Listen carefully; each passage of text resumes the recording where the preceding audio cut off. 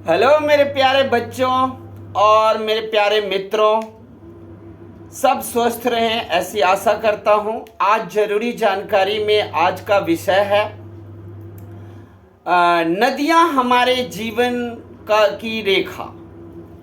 नदियां हमारी जीवन रेखा, यही है आज आपके जरूरी विषय में। अब आप कहोगे ये क्या लाए हो, नदियां हमारी जीवन रेखा। तो yes, river is our lifeline. River is not only for our lifeline, it is also the backbone of our economy.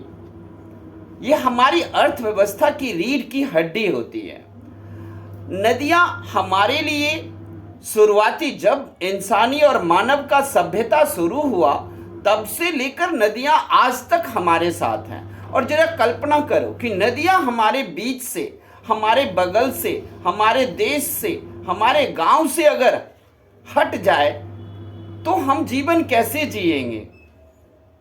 आपके हाथ में शायद मोबाइल होगा, टेक्नोलॉजी होगा, कंप्यूटर, लैपटॉप, या फिर आप हवाई जहाज से यात्रा करते होंगे, फॉर्च्यूनर से आप चलते होंगे, BMW पर चढ़ते होंगे। ये सब आपकी तरक्की है, लेकिन ये सारी चीजें आपको जिंदा नहीं रख सकती। ये आपके पेट नहीं भर सकते। आपका अगर कोई पेट भर सकता है तो वो है नदियां। एक उदाहरण देता हूं मैं आपको। आपने एक पिकनिक प्लान बनाया है और पिकनिक प्लान के लिए कैंपिंग करने के लिए आपके पास सारे संसाधन मौजूद हैं, वो साथ लेकर गए हो आप। तो जरा बताओ कि अगर किसी पहाड़ी एरिया, जंगल एरिया, किसी भी जगह पर अगर आप कैंपिंग करोगे, वहां पिकनिक मनाओगे, तो फिर कैंपिंग कहां करोगे? आपका सीधा जवाब होगा कि सबसे पहले हम जहां पानी का स्रोत होगा वहीं पर हम कैंपिंग करेंगे, चाहे वो तालाब हो, झील हो, या पानी का कोई भी स्रोत हो। और अगर नदियां मिल जाएं तो माशाअल्लाह। आप जानते हो नदियां हमारे जीवन की लाइफलाइन है, नदियां हमारी जीवन रेखा है। कैसे? तो ये संसार 4 सभ्यताओं से शुरू हुई है और पूरा दुनिया 4 ही सभ्यता से बनी है। कौन कौन से?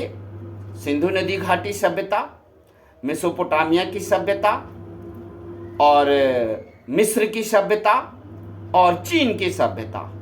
इन 4 सभ्यताओं से पूरी दुनिया बनी है। मिस्र की सभ्यता, यूनान की सभ्यता एक ही है। और ये चारों सभ्यता की शुरुआत किसी न किसी नदी के किनारे हुआ। सिंधु नदी घाटी सभ्यता सिंधु नदी के किनारे, मेसोपोटामिया की सभ्यता दजला और फरात नदी के किनारे, मिस्र की सभ्यता नील नदी के किनारे, और चीन की सभ्यता ह्वांग हो नदी के किनारे शुरू हुआ। तो क्यों शुरू हुआ यहां? क्यों नहीं? क्या उनके पास मोबाइल था? क्या उनके पास क्रेन था? क्या उनके पास JCB मशीन चाहिए थी? नहीं, ये सब चीजें हमें जीने के लिए नहीं चाहिए। हमें जीने के लिए क्या चाहिए? हमें जीने के लिए रोटी, कपड़ा और मकान चाहिए। ये रोटी, कपड़ा और मकान तीनों हमें नदियां प्रोवाइड कर सकती हैं। लेकिन मोबाइल आपको आधुनिक बना सकता है, टेक्नोलॉजी आपको तरक्की दे सकता है, आपके जीवन को आरामदायक बना सकता है टेक्नोलॉजी, लेकिन आपको रोटी, कपड़ा और मकान टेक्नोलॉजी नहीं दे सकता है। टेक्नोलॉजी आपको दवाइयां ढूंढने में मदद कर सकता है, लेकिन नदी आपको जीवन देती है। नदी के बिना हमारा किसी भी तरह का कोई अस्तित्व ही नहीं है। बड़े शहर बसा लो, बड़ी टेक्नोलॉजी से बसा लो, एकदम हाई राइज बिल्डिंग बना लो, गगनचुंबी इमारतें खड़ी कर लो, लेकिन आपके द्वारा बहाई गई जितनी भी पानी होता है वो सब नदियों में ही जाएगा। नदियां ही उसे बहाकर समुद्र तक ले जाती हैं। तो नदियां आज के आधुनिक शहरों के गंदगी को, पाप को खत्म करने वाली भी है और गंदगी को साफ करने वाली भी है। और ये तो हमारी शुरुआती दौर से है। आप जानते ही हो, मैंने भी एक गंगा वीडियो बनाया था गंगा मैया पर, और मैंने कहा था कि गंगा मैया को हमारे देश में भगवान क्यों मानते हैं। तो हमने बताया था कि हम भगवान उसे कहते हैं जो हमारी मुसीबतों को दूर करते हैं और हमारी सारी ज़रूरतें पूरी करते हैं। भगवान को नहीं देखा, लेकिन फिर भी हम मानते हैं। लेकिन गंगा और नदियों को तो हम देखते हैं। तो जब गंगा और नदियों को हम देखते हैं, वो हमारी सारी जरूरतें पूरी करते हैं, तो हम उसे भगवान क्यों ना मान लें। ये तो नदियां तो हमारी देखी हुई भगवान है। आप देख लो, रामचंद्र जी के टाइम में अयोध्या इतना विकसित क्यों था? क्योंकि सरयू नदी था वहाँ पर। आप देख लो, हस्तिनापुर से लेकर, इंद्रप्रस्थ से लेकर, ये सारे जो हमारे मतलब धर्म ग्रंथों में लिखा हुआ है, ये सारे जगह या राज्य सब उन्नति किए, तो वो उन्नति का सिर्फ एकमात्र से ही था कि इनके पास नदियाँ थी। अब प्रश्न उठता है कि नदियों को हम प्रदूषित कर रहे हैं, खराब कर रहे हैं, क्यों? क्या टेक्नोलॉजी से हम जीवन चला लेंगे? क्या टेक्नोलॉजी हमारा पेट भर देगा या रोटी भरेगा? और रोटी कहाँ से आएगा? खेतों से। खेतों में हम पानी की सिंचाई कहाँ से करेंगे? नदियों से।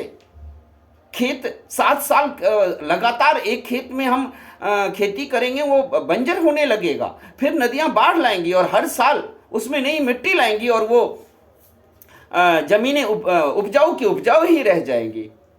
कपड़े पहनना चाहते हो, कपास उगाओगे ना, रुई उगाओगे ना, वो रुई उगाने के लिए खेत कहाँ से आएगा? खेत में पानी कहाँ से आएगा?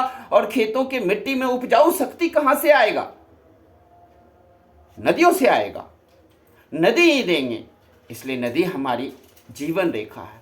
आप जितने भी आधुनिक इंडस्ट्री देख रहे हो, स्टील इंडस्ट्री बिना नदी का चल ही नहीं सकते। ये खारे पानी में स्टील इंडस्ट्री नहीं लगाया जा सकता। हमारे देश में टिस्को को देख लो, वहां सुवर्ण रेखा नदी है, इसीलिए वहां पर लगाया गया।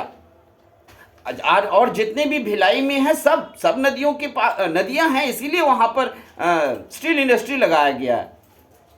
आप सेंट पीट्सबर्ग चले जाओ, वहां भी देखोगे नदियां हैं, इसीलिए वहां पर स्टील इंडस्ट्री है। और कॉटन, रुई का इंडस्ट्री, कपड़ा उद्योग, कपड़ा का कारखाना बिना नदी के लगाया ही नहीं जा सकता।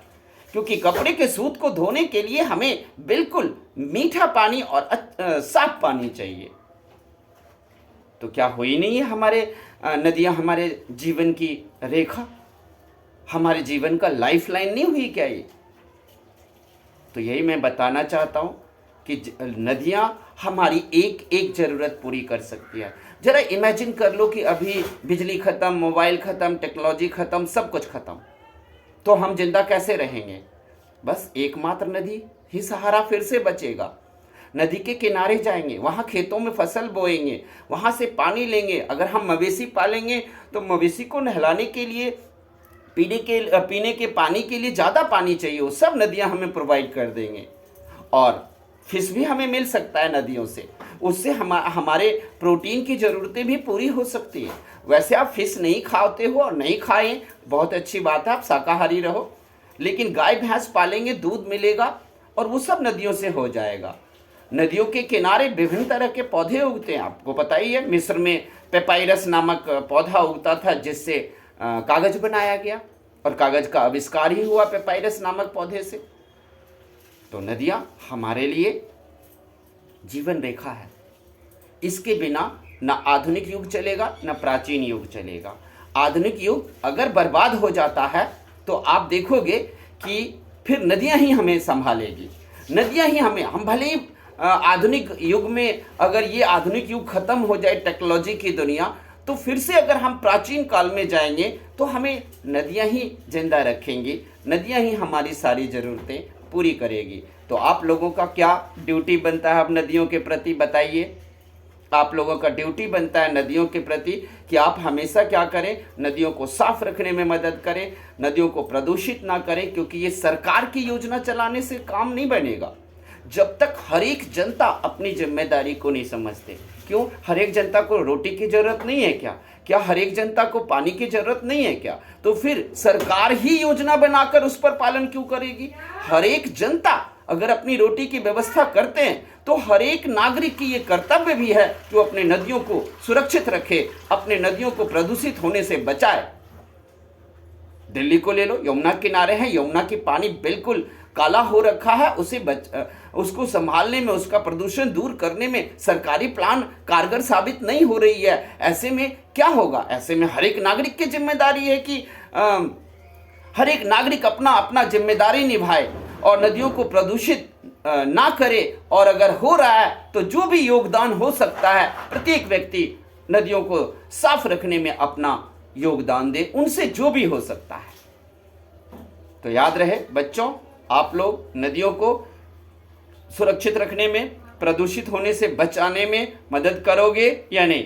हमें आशा है कि आप जरूर मदद करोगे, क्योंकि आज आप जान गए हो कि नदियों के बिना हमारे पेट में रोटी नहीं जा सकता, क्योंकि उपज नहीं होगा, और उपज से ही आप बर्गर खा लो या पिज्ज़ा खा लो, लेकिन कॉर्न हो या गेहूं हो या कुछ भी हो, अनाज हो, चावल हो, सब खेतों से ही आया है और उसमें नदियों के पानी ही डाला गया। हम समुद्र के पानी से फसल नहीं उगा सकते। समुद्र का पानी खारा है, उस पानी से किसी भी तरह का फसल नहीं उगाया जा सकता है। इसलिए नदियों को बचाना जरूरी है। जिस तरह से आप अपनी माँ की इज्जत करते हो, माँ को बचाने के लिए आप कोई भी अपना बलिदान देने को तैयार हो, उसी तरीके से नदी को भी बचाने के लिए आप अपना बलिदान मत दो, आप अपनी योगदान दे दो।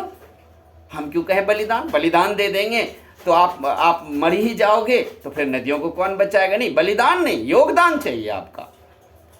नदियों को कहीं भी कोई कूड़ा कचरा फेंके ना, और जितने भी कूड़ा कचरा है उनका निपटान करें, प्रबंधन करें, और उसे कूड़ा घर पे ही जाकर फेंकें, जिससे कि वो नदियों में ना पहुंच पाए। जो सीवर का पानी है वो भी नदियों में नहीं बहाया जाए, उसका दूसरा रास्ता अपनाया जाए, या सीवेज ट्रीटमेंट किया जाए, उसमें उपचार संयंत्र लगाया जाए, तब जाकर हम अपनी नदियों को बचा सकते हैं। तो बच्चों, आप सब याद रखोगे, नदियों को बचाने में सहयोग दोगे, अपना योगदान दोगे, क्योंकि नदियाँ हमारे जीवन की लाइफलाइन है। नदियाँ हमारी जीवन रेखा है। तो यहीं पर हम समाप्त करते हैं। अगर आप लोगों को ये अच्छा लगता है तो आप लोग हमारे चैनल को ज़रूर सब्सक्राइब करना। तब तक के लिए आप लोग स्वस्थ रहें, धन्यवाद रहें, और नदियों को बचाने में अपना योगदान दें और अपनी जिम्मेदारी को निभाएं। थैंक यू, धन्यवाद।